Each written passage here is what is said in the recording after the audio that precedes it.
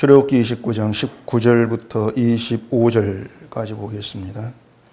너는 다른 순양을 택하고 아론과 그 아들들은 그 순양의 머리 위에 안수할지며 너는 그 순양을 잡고 그것의 피를 가져다가 아론의 오른쪽 깃뿌리와 그의 아들들의 오른쪽 깃뿌리에 바르고 그 오른손 엄지와 오른발 엄지에 바르고 그 피를 제단 주위에 뿌리고 제단 위에 피와 관유를 가져다가 아론과 그의 옷과 그의 아들들과 그의 아들들의 옷에 뿌리라.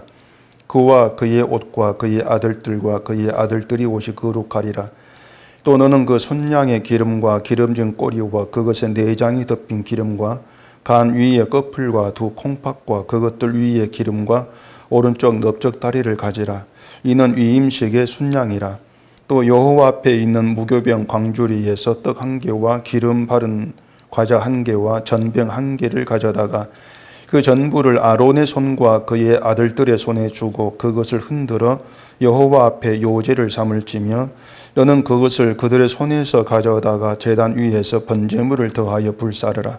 이는 여호와 앞에 향기로운 냄새니 곧 여호와께 드리는 화제니라.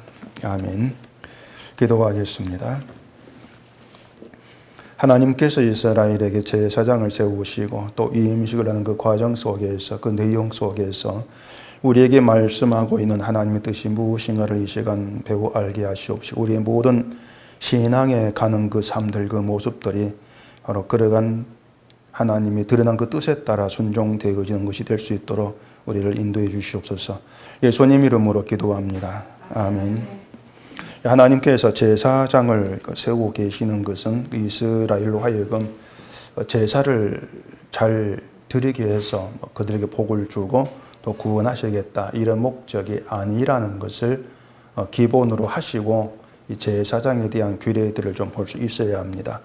제사장의 규례가 이스라엘의 복, 구원과 연결되지 않는, 그걸 목적으로 하지 않는 것이라는 겁니다. 그게 뭐냐면 이스라엘에게 그 제사장이라고 하는 사람이 있고 또 이스라엘이 제사를 드린다는 그것 때문에 그게 이유가 되어서 복을 받고 구원받는 일은 없다는 뜻입니다. 분명히 성경은 하나님께서 제사를 기뻐하지 아니하신다 이렇게 말씀하고 있죠. 제사만이 아니고 예물도 하나님께서 기뻐하지 않으신다고 성경 얘기를 하고 있습니다. 근데 하물며 지금의 우리가 하는 어떤 예배나 예물이라고 하는 걸 하나님 기뻐하실까 생각해 보면 아니다. 그런 답을 내릴 수밖에 없는 겁니다. 구약의 제사보다 지금의 예배가 뭐 더 나은 것은 사실 없습니다. 차라리 우리가 성경을 가지고 따진다면은 제사는 하나님께서 어쨌든 친히 말씀하시고 세운 규례입니다. 반면에 지금 우리가 하고 있는 예배라고 하는 건 성경이 어떤 언급을 안 하고 있는 그런 내용들입니다. 물론 초대교회 예배를 드리긴 했겠지만은 어떻게 예배를 드렸는지 우리가 알 수가 없는 것이고 또 그들이 어떻게 예배를 드렸다 할지라도 그 어떤 예배 형식이나 예배 방법에 대해서 예수님께서 말씀하신 그런 적도 없고 또 사도들이 이렇게 예배를 드리라고 어떤 규례를 정한 것도 분명히 없다는 얘기예요.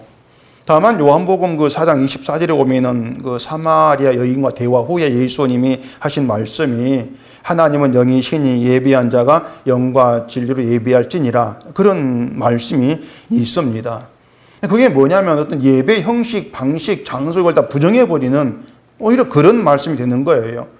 그 사마리아 여인이 예배를 어디 드려야 됩니까? 장소 문제로 예수님께 이제 물었을 때 예수님 답하신 것이 영과 진리로 예배하라 이렇게 답을 하셨다는 얘기란 말입니다.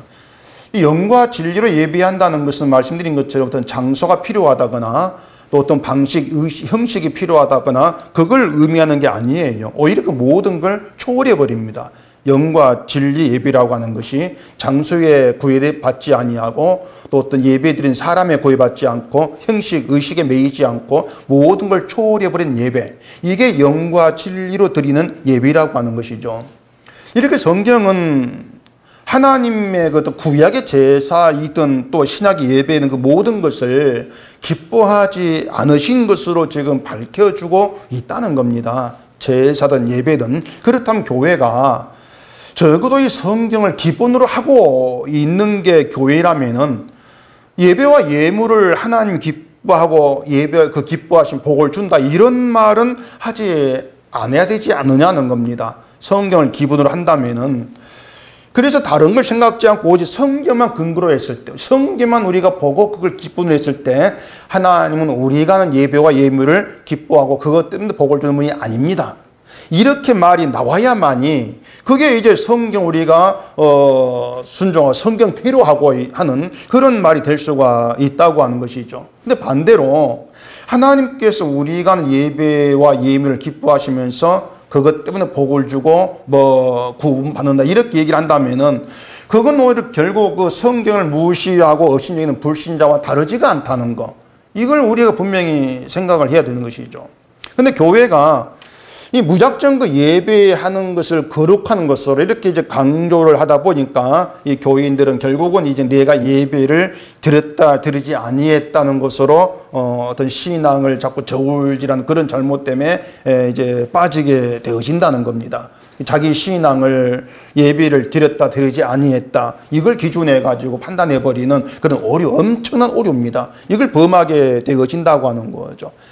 물론 예배만이 아니고 다른 여러 가지 것도 추가해가지고 그걸 자꾸 저울질하면서 자기를 바라보고 있는 거, 이게 자꾸 이 성경을 좀 벗어나고 있는, 성경이 말하지 않는 그런 세계에 머물고 있는 것밖에 안 된다는 겁니다. 근데 그게 결국은 유대교였다는 것을 또 생각지를 못하는 거예요. 유대교였다. 우리가 되게 유대교 그러면은 유대교는 하나님만 신으로 믿고 있고 하나님의 아들로 오신 예수를 믿지 않고 죽인 종교, 이렇게 우리가 이제 생각을 합니다. 유대교는 성경도 구약의 모세 오경만 믿고 있고 율법들을 실천하려고 하는 율법주의자들, 그렇게들 다들 유대교를 생각한단 말입니다. 그러면서 예수를 얘기하는 기독교는 유대교와는 다르다고 또 그렇게 이제 구분을 하는 거죠. 기독교와 유대교를. 근데 성경을 믿지 않는 것은 유대교나 지금의 기독교나 다르지가 않은 거예요. 성경을 믿지 않는 것은 말씀드린 것처럼 하나님은 제사와 예물을 기뻐하지 아니하신다 이런 말부터 믿고 있지 않지 않습니까? 그게 성경이라고 하는 걸 결국 인정치 않고 있는 그런 모습이잖아요. 예수를 믿는다고는 얘기하지만 도대체 뭘 가지고 예수를 믿는다고 하고 있는지 알 수가 없는 거예요. 유대교를 율법주의 이렇게 얘기하고 있지만은 결국 교회도 하나님께서 신자의 실제 행을 기뻐하신다, 복을 준다 이렇게 말을 한다면은 그 교회도 율법주의자예요. 인간 행함의 어떤 복과 저주의 그 기준 두고 있기 때문에 유대교와 똑같은 율법주의자예요. 근데 그런 교회가 지금 그렇게 말하지 않는 교회가 없을 정도가 돼버렸지 않습니까? 그리고 기독교인이라는 사람들도 실천을 못한 불안해하고 말이죠. 그런 것들이 결국 유대교와 전혀 다를 바가 없다고 하는 거예요. 그래 그 단적인 예가 이제 하나님은 예배와 예물을 기뻐하지 아니신다. 이러한 것들을 자꾸 이제 받아들이지를 아니하는 거. 그러면서 이제 하나님은 아니다. 우리 예배와 예물을 기뻐하시는 분이야. 그렇게 단호하게 이제 믿어버리는 것이죠. 결국은 성경이 증거하고 있는 하나님 말씀보다도 그동안 들어왔던 얘기들, 내가 맞다고 생각되는 그 자기 생각을 믿어버린단 말입니다. 그렇게 인간은요, 결국 하나님 말씀이라 해도 이 성경이라 할지라도 나에게 이익되지 않는 내용이라면은 그걸 말씀으로 믿는 걸 거부해버립니다. 그 인간 습성이란 말이에요. 그런 인간 습성이 이스라엘을 통해서 고스란히 드러났던 것이죠. 우리 지금까지 살펴봤던 출애굽기 모든 내용이 그런 인간 습성을 다 드러내고 있는 그런 이제 모습이 되는 거예요. 그래서 우리가 그런 이 내용들을 정말 소홀히 생각하면 안 되는 이유가 뭔가 하면은요, 인간은 가만 놔두면은 자기를 위해서 제멋대로 나에게 좋은 길로만 갈 사람들밖에 안 된다는 겁니다. 그게 인간이다. 이걸 우리가 분명히 좀 직시를 해야 되는 거예요. 나에게 손해가 된다거나 힘든 길로 인간 절대 안 갑니다. 이익되는 길로 가는 거죠. 근데 믿음은 안 그래요. 믿음은 우리에게 나에게 이익되는 그런 길로 우리를 데려가고 있는 것이 아니고 예수님에게 이익되고 예수님의 영광이 되는 길로 우리를 끌어갑니다. 그게 믿음인 거예요. 이건 상식적으로 생각해봐도 뻔한 내용이거든요. 만약 믿음이 우리를 유익되게 한다면 우리는 사람 형편이 다릅니다. 각각 다 달라요. 어떤 형편이 나에겐 유리한데 저 사람에게는 불리한 형편이 얼마나 있지 않습니까? 그럼 그들 모두가 다 예수님이 사람이라 했을 때에 그럼 믿음이 우리를 나를 유익된 길로 이끌어가는데 저 사람 불리한 길로 간다. 그거 어떻게 조율을 해야 되겠어요? 그게 맞지가 않는 거죠. 근데 인간을 보지 않고 예수님만 우리의 중심에 버리면은 아니다. 우리가 손해가 되고 우리가 아픔이 날지라도 예수님께 영광이 되는 길로 끌어가는 것이 믿음이다. 이래 버리면 답이 간단한 거예요. 주님 한 분이 영광 받고 주님 한 분이 높임 받는 것이 그게 믿음이라면은 그게 깔끔하게 해결돼 버리지 않습니까?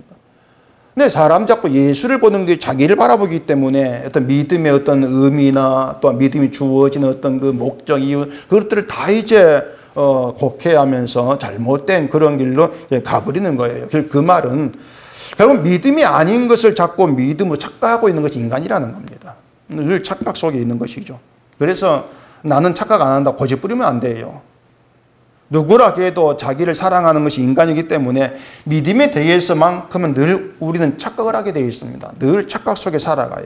그래서 말씀 앞에 나올 때마다 착각들이 이제 깨어져야 되는 것이죠. 늘 부서져야 된단 말입니다. 그렇게 성경 말씀이라고 하는 것은 우리의 착각을 깨뜨리고 부서뜨리면서 참된 진리로 우리를 데려가고 있는 것이 믿음인 것이고, 이제 그런 점에서 본문의 내용을 통해서도 우리가 잘못 알고 있는 것들, 착각들이 깨어지면서 이 참된 믿음이 뭔가, 이걸 우리가 또 알 수 있어야 되는 것이죠. 먼저 29장 1절을 보십시다.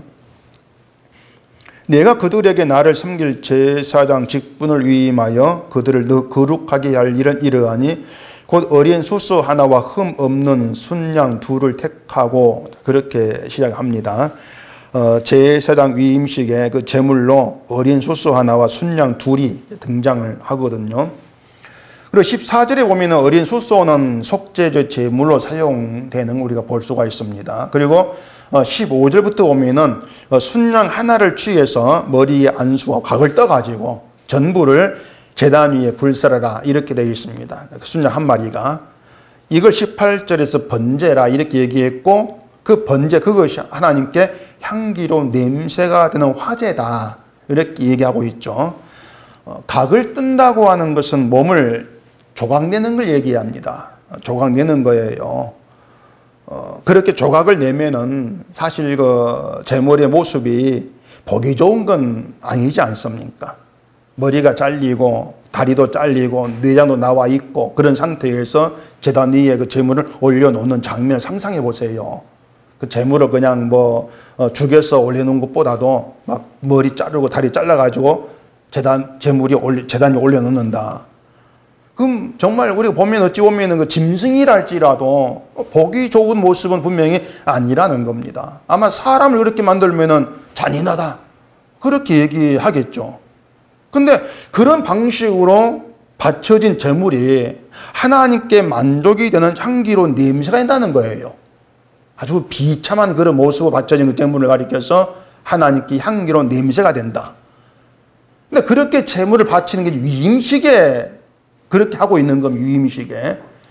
우리가 제사장 위임식 끓으면은 보통 축하하는 그런 축하 행사 이렇게 생각되기 쉬운데, 그런 축하의 행사, 제사장 입장에 축하 행사인데 그 행사 자리에 이런 제물을 그렇게 각을 떠가지고 아주 비참한 보기 좋지 않은 그런 모습으로 바치는데 하는 그것을 향기로운 냄새 이렇게 말씀한다는 얘기죠. 그래서 우리가 도무지 하나님 마음을 우리가 알 수가 없는 거예요. 하나님 그 마음이 어떤 마음인지 우리가 알아가지를 못합니다. 자, 일단 제물을 각을 떠가지고 불태우는 것이 하나님께 향기로운 냄새가 된다. 이 말은 제물을 바치는 사람의 정성과 무관한 것입니다. 사람 제물을 바치는데 그 정성을 보고 향기로운 냄새 이렇게 말씀한 게 아니에요. 제물을 보고 지금 하나님은 향기로운 냄새 이렇게 말을 해요. 인간의 정성하고 제물의 각을 뜨는 것하고 연관이 없는 거예요. 자, 그렇게 순양 한 마리가 하나님께 화제로 바쳐지죠. 그럼 두 마리 순양 중에 한 마리가 남습니다. 그 한 마리 남는 게 어떻게 처리한 것인가가 19절부터 나옵니다. 그 19절에 보면은 그 남은 한 마리도 취해가지고 역시 또 이제 아론과 아들들에게 머리에 안수하라 갑니다. 그리고 20절 이렇게 얘기합니다. 너는 그 순양을 잡고 그것의 피를 가져다가 아론의 오른쪽 깃뿌리와 그의 아들들의 오른쪽 깃뿌리에 바르고 그 오른손 엄지와 오른발 엄지에 바르고 그 피를 제단 주위에 뿌리고, 그렇게 좀 복잡한 또 의식을 하라고 합니다. 자, 두 번째 순양을 잡아가지고 그 피를 아론과 아들들 오른쪽 깃뿌리, 오른손 엄지, 오른발 엄지에 바르고 또 제단 주위에 뿌리고 이렇게 하고 있는데, 순양 한 마리의 피가 제사장 몸에 이제 발려지게 되는 거예요. 한 마리의 피가. 그리고 21절서 이렇게 얘기합니다. 제단 위의 피와 관유를 가져다가 아론과 그의 옷과 그의 아들들과 그의 아들들의 옷에 뿌리라. 그와 그의 옷과 그의 아들들과 그의 아들들의 옷이 거룩하리라. 자, 이 내용을 잘 봐야 되는데, 우리는 제사장의 몸에 피를 바른 것을 쉽게 이렇게 생각하면 단순히 제사장의 죄를 용서하고 거룩하게 만들어서 제사장 역할을 하라는 것으로, 그렇게 우리가 좀 쉽게 이해하는 경향이 좀 있습니다. 자, 하나님이 제사장을 세웠으니까 제사장 거룩한 사람이 돼야 되고, 또 백성들은 제사장 말에 순종하기 위해서 제사장을 거룩하게 하나님께서 만든다. 자, 그렇게 봐드리는 것이죠. 그런 생각이 오늘날 이제 목사에게로 또 그대로 이어진 경향이 굉장히 많아요. 목사를 하나님이 세운 거룩한 직분으로 그렇게들 이제 해석을 해버리는 것입니다. 목사가 그 안수를 받아가지고 목사가 되어지는데, 그 안수 받는 것을 위해 또 구약에 기름 붓는 것처럼 목사를 거룩하게 하는 이 의식으로 또 그렇게들 이해하게 하는 것이죠. 근데 만약에 제사장을 거룩하게 하려고 피를 바르는 것이라면은, 피는 제사장에게만 발라져야 돼요. 그 피는. 근데 그게 아니에요. 레위기서 14장 한번 보십시다. 레위기 14장 14절. 제사장은 그 속건 제물의 피를 취하여 정결함을 받을 자의 오른쪽 깃뿌리와 오른쪽 엄지손가락과 오른쪽 엄지발가락에 바를 것이요. 이렇게 되어 있습니다. 여기 속건 제물로 사용되는 것은 어린 순양입니다. 순양의 피를 제사장이 정결함을 받을 자의 오른쪽 깃뿌리, 오른쪽 엄지손가락, 오른쪽 발가락에, 엄지발가락에 바르라는 거예요. 본문 20절에서 제사장 몸에 발랐던 부위와 같습니다. 그런데 그 레위기에서 말하는 정결함을 받을 자가 누구냐면은 나병, 문둥병에 걸렸다가 나음 받은 사람을 두고 한 말입니다. 레위기 14장이 나병 환자가 병이 나와서 제사장에 가가지고 확인을 받고 치른 정결 의식에 대한 얘기예요. 자, 그러면은 그 순양의 피를 제사장에 발랐던 것과 같은 곳에 나병 환자에게로 바르라. 이게 무슨 뜻이 되겠습니까? 결국 제사장도 나병 환자, 문둥병에 걸린 자로 취급된다, 그 뜻이에요. 문둥병은 하나님께 저주받았다는 걸 보여주고 있습니다. 문둥병은 사람 힘으로 낙을 쏘는 병이고 사람을 비참한 몰골로 만드는 그런 병이기 때문에 하나님께 저주받았음을 이제 보여주는 것으로 그렇게 취급되는 것이죠. 근데 온몸에 멀쩡한 제사장의 몸에 그렇게 문둥병자에게 바르는 그런 방식으로 피를 바르게 하면서 위임식을 지금 하고 있다는 것은 결국 이스라엘 내게 누구도 멀쩡한 인간 없다는 거, 이걸 뜻하고 있는 거예요. 제사장도 문둥병자로 지금 위임받고 있다고 말입니다. 제사장도 멀쩡한 몸인데, 제사장이 문둥병자를 낫게 한 게 아닙니다. 그 레위기서에서 문둥병자 나왔다는 것은 그건 순전히 하나님의 은혜고 자비함 덕분이에요. 그 증거의 물이 제사장인 난병 환자가 나왔다는 거예요. 제사장은 그걸 확인하고 그 문둥병자가 하나님의 자비하심으로 나았다는 것을 백성들 앞에 선포하는 그 역할을 하고 있는 겁니다. 피를 문둥병자 몸에 바르면서 너 이제 거룩한 자가 되어서 어떻게 하나님의 은혜와 자비하심으로, 이걸 백성들에게 선포하는 역할이 제사장이에요. 그래서 제사장도 저주받은 문둥병이 똑같은 존재인데 하나님의 자비하심으로 깨끗하게 되었다는 것을 피를 바람으로 먼저 알게 하는 것입니다. 제사장을 문둥병자를 끌어가는 게 피바름이에요. 저주받은 자를 끌어간다는 게. 그렇게 해서 제사장 역할을, 하나님의 자비를 선포하는 것, 그 저주받은 자리에 베풀어진 하나님의 자비, 이걸 백성들에게 선포하고 증거하는 게 너희 역할이다. 그걸 그렇게 피바람을 통해서 보이시고 있는 겁니다. 결국 제사장을 위해서 피를 바른 것이 백성들을 위함이에요. 그 말이 뭐냐면 제사장에게 초점 두지 말라는 겁니다. 제사장이 중요한 사람이 아니라는 겁니다. 제사장이 문둥병자인 걸 보여주고 하나님의 자비하심을 보여주는 제물, 그 제물에게 초점을 두라 그 얘기죠. 그러니까 제사장도 백성들도 바라볼 건 제물이에요. 제물. 이게 오늘 우리에게 지금 말해주고 있는 것이 뭔가 하면은 우리가 바라볼 건 오직 십자가밖에 없다는 겁니다. 십자가밖에 없다. 교회도 바라볼 대상이 되면 안 되고요. 목사는 누구든 사람도 바라볼 대상이 되면 안 돼요. 그게 믿음의 십자가의 세계예요. 오늘 본문 24절 보십시다. 그 전부를 아론의 손과 그의 아들들의 손에 주고 그것을 흔들어 여호와 앞에 요제를 삼을지며 너는 그것을 그들의 손에서 가져다가 제단 위에서 번제물을 더하여 불사르라. 이는 여호와 앞에 향기로운 냄새니 곧 여호와께 드리는 화제니라. 여기서도 역시 여호와 앞에 향기로운 냄새 이 말을 하고 있습니다. 순양 두 마리가 똑같이 불태워 제물을 바쳐지는데 그 두 마리 모두가 다 향기로운 냄새 그렇게 일컬음 받고 있다고 하는 것이죠. 다시 말하지만 하나님은 제사장의 제물을 바치고 행위를 보고 야 참 너 향기로운 냄새 참 잘해 이렇게 말씀하고 있는 것이 아니라는 거예요. 온몸이 조각 나가지고 불태워지는 그 제물을 보시고 향기로운 냄새 이렇게 말씀하고 있다는 것입니다. 그러니까 하나님의 관심은 불태워지는 제물에게 있는 것이지 사람에게 있는 것이 아니라는 겁니다. 제사일 할지라도. 왜냐하면요 하나님 누구신가 하는 것은 사람을 통해서 사람이 보이는 것이 아니고 불태워지는 제물을 통해서 하나님 누구신가 보여지기 때문에 그래요. 제물을 통해서. 이게 무슨 말이겠습니까?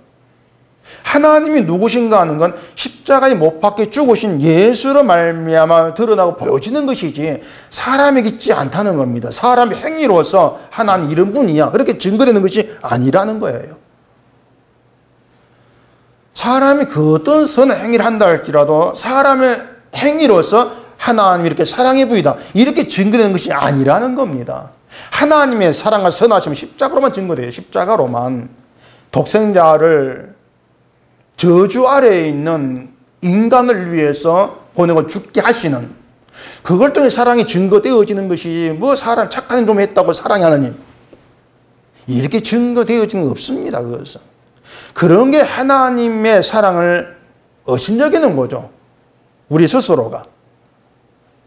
근데 교회가 이 점을 자꾸 보지 못하기 때문에 자꾸 세상이 칭찬할 만한 뭔가를 해야 된다는 그런 생각에서 벗어나지를 못해요. 세상으로 칭찬받는 것을 하나님께 영광되는 것으로 잘못 알고 있습니다. 절대 영광이 안 되는 것인데. 세상은 교회를요, 뭐 우리가 말하는 그리스도 뭐 이렇게 안 봅니다. 교회를, 그냥 기독교를 종교의 하나로 봐요. 세상은. 종교 중에 하나죠. 하나님도 종교가 믿는 신 중에 하나로 봐요. 예수님도 기독교가 말하는 그냥 그 하나님 아들 이렇게 보는 것이지 예수가 어떤 뭐 하나님 독생자 유일한 어떤 그 구세주 이렇게 그냥 보지를 않습니다. 또 하나님이 누구신가 하는 것도 세상 관심이 아니에요. 그 절대 관심이 아니지 않습니까? 그래서 세상이 교회를 향해서 요구하는 것은 너희 종교단체잖아. 신을 믿잖아. 그러니까 모험적인 좀 그런 일을 하고 살아라. 그걸 요구하는 것밖에 없어요. 도덕적으로 본이 될 만한 일을 하는 게 교회다운 것이 아니냐. 그게 너희 기독교인이 할 일이 아니냐. 그렇게 얘기하고 있는 것이죠. 세상에 뭐 교회가 복음을 전하고 뭘 정말 관심 없지 않습니까? 목사도 복음을 전하는 관심 없고요. 그냥 도덕적으로 바르면 좋은 목사 이렇게 평가하잖아요. 근데 교회는 도덕적인 일을 하거나 도덕적인 사람이 모인 단체가 되어야 되는 것이 아니고요. 십자가에 죽은 예수만 바라보면서 하나님께서 베푸신 은혜가 뭔가를 깨닫고 감사하며 살아가는 그런 사람들이 함께하는 교회예요.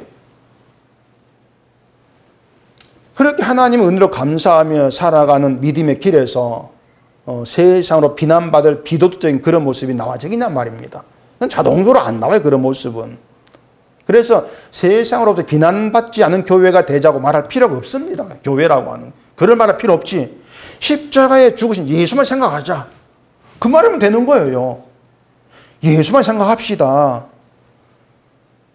결국 우리의 문제가 뭐냐면 도무지 예수를 보지 않으려고 한다는 겁니다. 그게 우리의 문제예요. 예수를 보려고 하질 않아요. 예수를 보려고 하지 아니한다는 것은 결국 우리가 바라본 대상이 따로 있다는 겁니다. 늘 바라본 게 따로 있죠. 그게 바로 내 자신이고 나와 연관된 나의 가족들만 그렇게 바라보는 것이죠.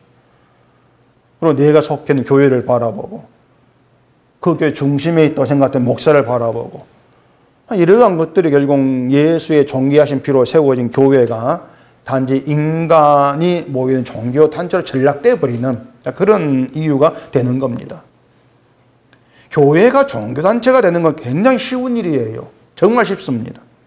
십자가를 보지 않는 그것이 종교인이 뭐 종교 단체이기 때문에 그래요. 정말 쉬운 일이에요. 제사장 위임식에서 주인공이 누구인가를 생각해 보세요. 위임식의 주인공이 누구인가? 표면적으로 보면은 위임받는 제사장 아론과 아들들이 그 위임식의 주인공입니다. 아론과 아들들이 제사장 위임받으니까 그 아론과 아들들이 주인공이다. 마치 목사 위임식에서 목사가 주인공 되는 것과 같이 되지 않습니까? 근데 제사장 위임식의 주인공은 순양이에요. 지금 제물이에요. 그 제물이 주인공이에요. 그것은 무엇이 여호와 앞에 향기로 냄새가 되는가 이걸 보면 뻔하게 아는 문제입니다. 제사장 위임식인데 제사장이 향기로 냄새가 된 것이 아니고 그 제물이 향기로 냄새지 않습니까? 제사장 위임식인데 그렇게 뻔하게 알 수 있는 것을 알지를 못하고 있는 거 결국은 하나님 안 본다. 하나님 보지 않고 인간만 보기 때문이다. 우리는 그렇게 뭐 답을 내리게 되지 않습니까? 그래서 목사 위임식에서 주인공은 위임하는 목사가 아니고 예수님이어야 합니다. 목사 위임식 주인공은 예수님이죠. 그게 맞다는 거죠. 물론 이 말에 뭐 동의하지 않는 사람이 없을 거예요. 예수님이 주인공이 돼야 됩니다. 이렇게 말하는데 누가 아닙니다. 이렇게 하겠습니까? 그렇게 말 못하는 것이죠. 목사가 교회에 위임을 받는다는 것이 뭐냐면 교회의 머리 되시고 언제나 주인공으로 자리하고 계시는 예수님을 전하고 소개하라는 그 이유입니다. 그냥. 교회를 목사한 통째로 맡기는 게 아니에요. 예수를 전하는 일을 그냥 맡기는 거죠. 그 역할로. 이게 우리가 늘 잊지 않아야 될 교회로서의 중대한 일이에요. 그래서 절대로 난 예수를 바라보고 있습니다. 그렇게 우리 스스로 생각하면 안 돼요. 우리는 근본적으로 예수를 바라보지 않은 사람들이라고 있습니다. 근본적으로 우리를 예수를 안 봐요. 늘 나를 바라보고 있죠. 왜 그런가 하면은 우리가 예수를 바라본다고 해서 내가 뭐 원한 행복이 막 주어지지 않나 우리가 알아요. 야, 예수를 바라보니까 돈이 굴러오더라, 뭐 복이 굴러오고 뭐 행복해지고 그렇지 않다는 우리 뻔히 알고 있단 말입니다. 반면에 사람은 항상 내 행복을 찾아가요. 내 기쁨이 되는 일을. 근데 나를 행복하게 해주는 것은 세상에 있는 것들이지 예수가 아니다. 그 생각으로 살고 있단 말입니다. 그래서 우리는 예수를 안 본 사람들입니다. 때문에 우리가 예수를 말하고 있는 것은 그냥 위선이다. 이렇게 보시면 돼요. 우리 스스로를. 다 위선이다. 예수를 말한 척하고 있을 뿐이야. 이렇게 보시면 된단 말입니다. 그래서 내가 예수를 믿는 생각도 하지 말라는 거예요. 이렇게 얘기하면은 그럼 뭘 어떻게 하라는 얘기입니까? 이런 생각이 들 수밖에 없는데 자, 제사장 위임식에서 제사장 보고 뭘 어떻게 하라 이게 내용이 없습니다. 지금. 제사장 보고 너 위임받고 뭘 이렇게 그런 게 없어요. 제사장은요. 자기 앞에서 제물이 어떤 꼴을 당하는가 이걸 그냥 바라보는 건 입장이 있을 뿐이에요. 지금. 모든 일을 당하는 건 제물이 당하고 있습니다. 모든 그 고통은 제물이 당하고 죽어요. 제사장은 그냥 바라보는 입장이 있을 뿐이고 재물이 비참하게 죽고 불태워지는 것을 바라보고 있는데 하나님께는 향기로운 냄새가 되더란 얘기입니다. 제사장은 그 재물이 향기로운 냄새는 그 일에 끌려 들어가고 있는 거예요. 제사장은 잘난 것도 없는데 저주의 존재인데 끌려 들어가는 거예요. 재물 때문에. 그러니까 제사장이 할 일은 재물을 바라보는 가운데에서 재물에 대해서만 말하면 되는 거예요. 재물이 하나님께 향기로운 냄새가 되는데 저주하는 내가 그 향기로운 냄새에 끌려 들어가서 나 또한 하나님께 받아들여지는 거. 아, 이것이 하나님 백성의 관계구나. 그 사실을 이스라엘에 전하라 그 말입니다. 아무것도 한 것 없는데 재물 희생 때는 거기에 끌려 들어가서 복을 누리고 있다. 그 얘기를 전하라고 하는 거예요. 그래, 재물을 바라보면 돼요. 그럼 재물이 어떤 걸 당하는가? 이걸 알면 되는 거예요. 제사장의 거룩도 재물의 피가 뿌려져야 거룩하다 말을 듣지 않습니까? 재물의 피가 없는 곳은 죄로 인해 더럽다 그 뜻이거든요. 여기에는 이유가 없습니다. 하나님이 향기로운 냄새 이렇게 받으시는 재물에 그 피가 있는 곳만 거룩한 것, 그 피가 없는 곳은 거룩하지 않은 더러운 것. 이유가 없어요. 난 착하게 살았다는 것도 죄인이 아닙니다. 이유가 못 됩니다. 왜 그런가 하면 하나님께서 거룩하다, 더럽다 이렇게 나누신 기준이 어디에 있냐면은 우리의 착함, 양심 여기 있는 것이 아니고 재물에 피해 있기 때문에 그래요. 그게 하나님의 기준이고 원칙이에요. 하나님께서 재물의 피가 있는 곳은 거룩한 것이고 없는 건 더러운 것이다. 그게 내 원칙이다. 그럼 끝이에요, 그냥. 거기 인간이 나서가지고 왜 그렇게 합니까? 우리 착한 일 하는데 이렇게 내세울 수가 없는 거예요. 또 하나님 그 원칙 가지고 세상을 심판해 버린다는 것이죠. 피가 있는 건 거룩한 것이니까 결국 생명이 들어가는 것이고 피가 없는 건 더러운 것이니 심판해 버린다. 불태워 버린다. 그게 심판의 원칙이죠. 그래서 착하게 살거나 선한 일을 많이 하면은 복받고 구원받는다. 이거 하나님께는 안 통합니다. 하나님께 그런 원칙이 없기 때문에 그래요. 이런 하나님의 원칙 아래 세상에 지금 존재하고 있기 때문에 예수만 바라봅시다. 이런 말을 하지 않을 수가 없다는 얘기입니다. 지금 이 시대에서 우리가. 근데 또 예수만 바라보다 이 말의 의미를 모르게 되면은요. 아니, 예수가 보이지도 아니하는데 어떻게 바라봅니까? 또 이런 생각이 들 수 있습니다. 예수가 안 보이는데. 그래서 예수가 바라보자 이 말을 또 막연하게 생각해 버리게 되는 거예요. 가령 힘들고 어려움이 있을 때에 주가 도우시는 생각으로 기도하는 걸 예수 바라보는 이렇게들도 오해할 수가 있는 것이고 또 세상 욕심되지 않고 천국만 내가 생각하는 것도 예수 바라보는 이렇게 또 생각할 수 있는 것이죠. 전혀 그것이 아니고 예수만 바라본다는 것을 아까 얘기한 것처럼 제사장으로서 그 재물이 불태워진 거 이것만 바라본다. 그 뜻을 생각해 보자 그 말입니다. 재물이 인간의 죄로 인해서 희생당하는데 하나님은 그 희생을 향기로운 냄새를 했단 말입니다. 그러니까 재물의 희생만 하나님께서 기쁘게 받으신다는 겁니다. 그 외에 어떤 것도 하나님은 기뻐하지 아니한다. 그 의미란 얘기예요. 그게 신약에 들어오면은 예수님이 죽으신 그대로 연결되는 문제예요. 답이 나오지 않습니까? 그러면 하나님은 예수님의 희생만 기쁘게 받으신다. 그 뜻이란 말이에요. 딴 건 그 어떤 것도 하나님을 기쁘게 하지를 못하는 겁니다. 그래서 예수만 바라본다고 하는 것은 예수님이 희생하시고 흘린 그 피의 공로만 하나님 기쁨이 됩니다. 이걸 믿는 거예요. 그 믿음이 뭐냐면 하나님은 인간의 어떤 실천도 기뻐하지 않으신다. 그것이 포함되어 있는 겁니다. 그게 예수를 믿는 믿음이에요. 때문에 예수만 바라보는 신자는요, 절대로 자기를 보면서 잘났다 못났다 이렇게 구분하면서 그걸로 자기 신앙 판단하지 않습니다. 예수 바라보는 신자라면 그럴 수가 없는 거예요. 물론 못난 게 없다는 게 아니에요. 얘기한 것처럼 우리가 살아가면 수시로 늘 나를 바라보죠. 근데 나는 나만 바라보네. 세상에 돈에 욕심 내가 못 끊었네. 이것 때문에 내가 어떤 신자가 아닌가 그렇게 판단치를 아니한다는 겁니다. 우리가 보는 것은 그럼에도 불구하고 내가 예수님 희생의 피로 인해서 거룩함을 얻는다. 그럼에도 불구하고 그래서 나를 나되게 하신 게 아니 은혜입니다. 이 고백에 나와지는 거 예수만 보기 때문에 그 고백에 나와지는 거예요.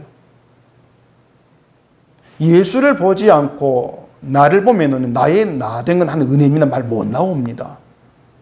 내가 신앙생활 잘해야만이 내가 잘했어. 근데 복을 받지 이렇게 나가는 것이지 하나님 은혜도 나를 나되게 한 게 이 말이 못 나와요. 결국에 나의 나된 건 하나님의 은혜입니다. 이런 것이나 나를 보지 않고 오직 예수만을 보면서 은혜를 얘기하는 것이 모든 것들은 하나님께서 주신 믿음에 의한 모습들이 되는 것이죠. 믿음으로만 그렇게 되어지는 것이니까. 그 믿음 안에서만 신자는 거룩한 존재 이렇게 여기만 한단 말입니다. 그 믿음으로만. 우리가 사는 걸 보면은 구원의 길로 도무지 갈 수 없는 것인데 하나님이 향기로운 냄새로 받으시는 제물로 인해서 거룩함을 입게 되었다. 그렇기 때문에 제물의 희생만 우리는 높일 수밖에 없는 것이고 그게 감사할 수밖에 없는 것이죠. 그래서 제사장이 제물의 피로 거룩함을 얻는다 생각하면은 이건 분명히 알 수 있는 문제예요. 이건 제사장의 어떤 인품, 행동, 그건 고려하지 아니한다 그 뜻입니다. 그 아론의 아들 나답과 아비후가 죽었잖아요. 그 죽은 것이 그들의 행동이나 인품에 문제 있어가지고 죽은 게 아니에요. 하나님께서 명하지 아니한 다른 불을 가져오기 때문에 죽은 것입니다. 제단불이 아닌 다른 불로 향로를 피웠던 거예요. 다른 불로. 제단의 불은 제물을 태우면서 하나님의 심판과 함께 용서하심을 보여줍니다. 그게 제단의 불입니다. 하나님이 제물을 대신 심판하시고 이스라엘을 용서하신다. 그게 그 불로 증거되는 것이에요. 근데 제단불이 아닌 다른 불로 향료를 피운다. 이것은 결국 제단불이 증거하고 있는 하나님 심판 용서에 대해서 무지하다 그 뜻이죠. 무지하다. 결국 불을 다 같은 불로 본다는 거예요. 나답과 아비후가. 불은 똑같이 다 같은 불로 봤다는 겁니다. 사실 우리가 불을 그냥 불만 보게 되어지면 불은 똑같은 거예요. 어떤 불이든 만지면 뜨겁지 않습니까? 물건 태우는 것이고 또 같은 불이에요. 근데 제단에 타고 있는 불과 제단 밖에 있는 어떤 불은 다르다는 얘기입니다. 제단서 제물을 태우는 불이 어떤 가정집 부엌에서 장작 태우는 불과 의미가 같을 수가 없는 거예요. 의미가 달라요. 근데 나답과 아비후는 그냥 향로 불만 피워서 가져가면 되지 않을까 그 생각을 한 것이 있죠. 그런 나답과 아비후의 행동이나 십자가가 무엇인가도 모른 채 십자가를 말하는 것하고 뭐가 다르냐 그 말이에요. 똑같은 거죠. 결국에는 은혜를 모르면 은혜를 얘기하고 십자가를 모르면 십자가 얘기하고 똑같은 거예요. 십자가 믿나가면 되겠지. 근데 하나님의 어떤 믿음은 그렇게 인정되는 것이 아닌 겁니다. 결국은 십자가를 모르기 때문에 십자가를 믿는 한 사람들이 결국은 고작 하는 것도 인간의 그 열심 노력을 끌어오는 것이고 자기 신앙 생활에 자랑하고 있는 그런 모습밖에 보일 게 없지 않냐 말입니다. 그 모든 것들이 결국에 나답과 아비후의 행동과 다르지가 똑같은 것이죠. 그래도 사람들은 자기 좋을 대로 믿어요. 그만큼 완악하다는 겁니다. 인간이. 애굽의 파로는 저리 가랄 정도로 인간이 완악해요. 아마 어찌 보면 하나님이 보이지 아니한다. 이게 큰 이유일지도 모르겠습니다. 하나님 보이지도 않고 자기 자랑을 한다 할지라도 불이 나와가지고 죽이고 그런 것도 없으니까 지금에 있어서 결국 내가 알고 있는 게 심판으로 가는 무지라는 것을 눈치를 못 채는 것이죠. 이런 현실에서 우리가 어떻게 해야 되냐 그 말입니다. 달리 어떻게 할 게 없어요. 성경 보면서 이 성경에서 말하는 진짜 이 땅의 현실 우리가 제대로 보는 거 이것밖에 없습니다. 성경 안에서 성경에 말한 하나님께서 말씀한 이 땅 현실이 뭔가 이걸 제대로 보는 거. 그게 외에는 달리 길이 없어요. 무엇이 저주의 길로 가는 것이고 무엇이 정말 생명의 길로 가는 것인가 배우고 알아가면서 믿음이 나를 생명의 그 길로 인도해갈 소원하며 주를 바라보는 것. 이게 지혜 있는 신자로 살아가는 겁니다. 나답과 아비후처럼 나 역시도 하나님의 은혜와 용서를 무시하고 살아가는 완악한 존재, 그런 존재이지만 믿음이 나로 하여금 나의 그런 실체를 보게 만들고 정말 예수의 피가 아니면 구원될 수 없다는 그 비밀의 세계로 인도해 가시는, 그것이 지금도 쉬지 않고 나에게 행하시는 일하십니다. 이걸 믿는 겁니다. 나는 그렇게 하나님 일행 속에 들어있다. 그걸 아는 거죠. 그걸 알게 되어지면 내가 믿어서 사는 것이 아니고 내가 믿음으로 사는 것이 아니고 믿음이 나를 농부가 소를 콧줄에 끼워가지고 끌어가는 것처럼 내 코를 끼워서 믿음을 끌어간다. 이게 믿어지는 거예요. 믿음이 나를 끌어간다. 그게 은혜 가운데 있는 거란 말입니다. 내가 사는 게 아니고 살게 하구나. 그걸 아는 게 은혜 가운데 있는 거예요. 그래서 신자는 정말 믿음 안에 있는 신자라면은 자기를 보면서 달리 염려하고 걱정할 것이 없습니다. 정말 믿음 안에 있다면. 지금까지 내가 사는 것이 내 열심이 아니고 십자가에 죽으신 주의 은혜 때문이라 이걸 안다면 그게 신자 됨이거든요. 내가 잘해서 하나님이 기뻐하는 게 없다고 했잖아요. 하나님 예수님만으로 기뻐하신다고 했지 않습니까? 그러니까 우리는 예수를 믿는 그 믿음은 되는 거예요. 예수를 믿는 그 믿음으로 하나님께 나아가지면 된단 말입니다. 그거면 되는 거예요. 나를 안 보시니까 하나님은. 예수를 보시니까. 그 예수를 믿는 믿음 보시는 그 기쁨이 되는 것이죠, 하나님께. 근데 그걸 못하니까 문제죠. 그것까지 되겠는가 불안해하니까 의심이 있으니까 문제가 되는 거예요. 다시 말하면 다른 것 없습니다. 다른 것 전혀 없고요. 주만 바라보시면 됩니다. 주만 바라본다. 그것이면 된다는 것이 은혜의 세계이다. 이걸 아시고 주 안에서의 평안과 자유가 그런 믿음으로 인해서 있게 되기를 바랍니다. 기도하겠습니다. 우리 아버지 하나님, 또 이 임식에 등장한 순장을 통해서 인간이 하나님께 어떠한 존재이고 재물이 또 어떤 것인가를 우리가 듣게 되었습니다. 하나님은 인간이 아니고 재물만 바라보신다는 것을 이건 깊이 알게 하시옵시고 이 땅에 제물로 오신 예수님 희생의 피가 하는 기쁨이 되고 예수의 공로가 우리의 구원이 됨을 알고 오직 그 예수로 인해서 감사하는 그러한 신자된 믿음으로 나아가는 저희가 될 수 있게 해주시옵소서. 예수님 이름으로 기도합니다. 아멘.